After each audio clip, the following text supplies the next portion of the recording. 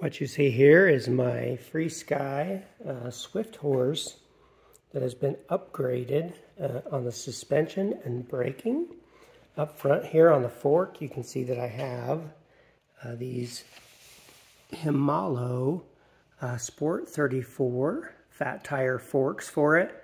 These have a rating of 180 millimeters, but I aired it out and checked the actual usable travel on it, and it's more like 144 millimeters, which is still pretty good, a lot better than the stock suspension on this thing.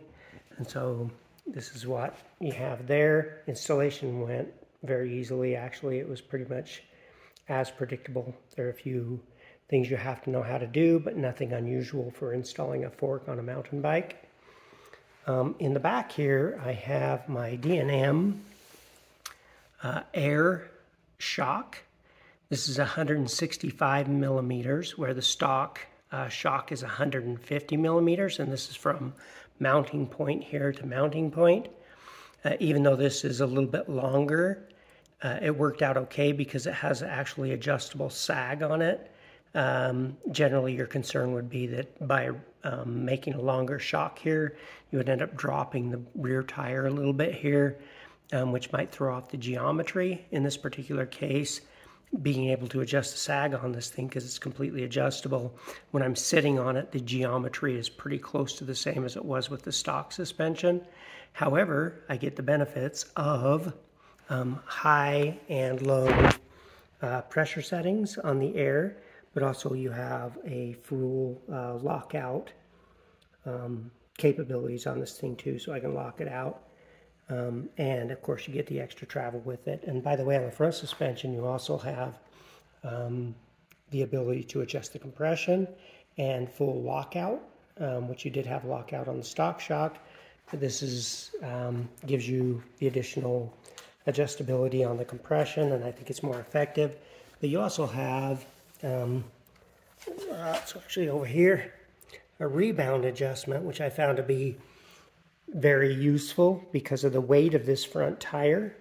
With the stock suspension, the rebound was very harsh, and so you get a very severe clanking noise when you're going over rocks and on kind of a rough terrain trail that you don't get here. And I found the same on the rear shock too, actually, by being able to adjust this compression and the high and low pressure on this thing.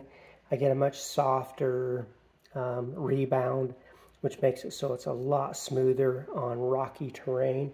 The stock suspension on this is fine if you're just doing like basic trails with some minor imperfections in the trail, but I'm actually a pretty serious mountain biker. My other ride is actually a specialized enduro mountain bike trail, so I like to do some pretty high technical trails. I bought this because I wanted to be able to do some rocky terrain and some more technical trails, but also be able to have the range to be able to go out and do some more scenic rides with my wife. You can see this is her Rocky in the background here, which is also a great bike too.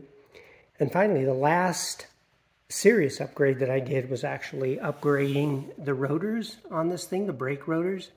The stock rotor is 160 millimeters, which really for the weight of this bike isn't enough to give it the stopping power you really need.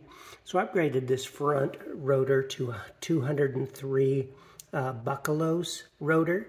And also, as you can see here, the red part of that mount is a Bucklos adapter here to make it so that you can mount up that 203 millimeter brake rotor.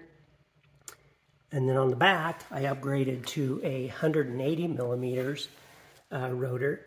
And again, you can see that red mount, or that adapter there, and that is also a Bucklos adapter that I used to mount this rear rotor.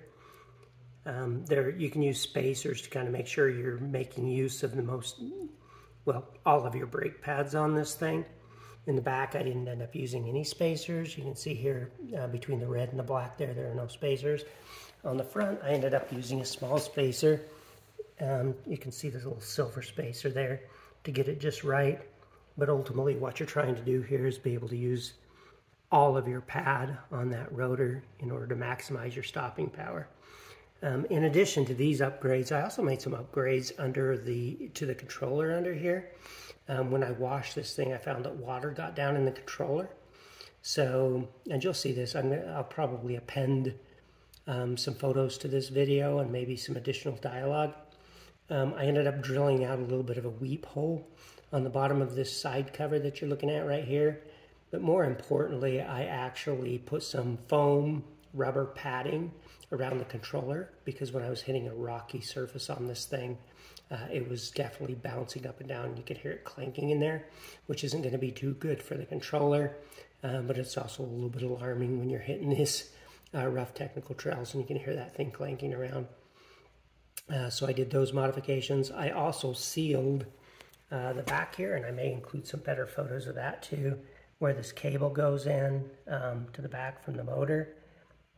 It was wide open, so if you sprayed this thing or if water got up in there, essentially that water's going to get in there with the controller, and it didn't have any way to get out of there, was my concern. But since I drilled the weep hole, but I also used some silicone to seal around that wire there, probably better with a rubber seal, which I may look for and see if I can find something like that, but for now that's doing the job just fine. And the final thing I did, and this is kind of a little bit probably unnecessary, but I always have a concern about having a kickstand when I'm doing some serious technical trails, for fear that it's going to come down and create problems for me. And so I just basically installed this kickstand. I put some screws through the back of the kickstand. You can see in the holes there. They don't obviously go all the way through, but they help at least hold it in place, along with this clamp that I put on here so that I can take my kickstand off and put it on easily. I'll probably come up with something better for that, but for now that's what I've done. And those are my mods on my Freesky Swift Horse mountain bike.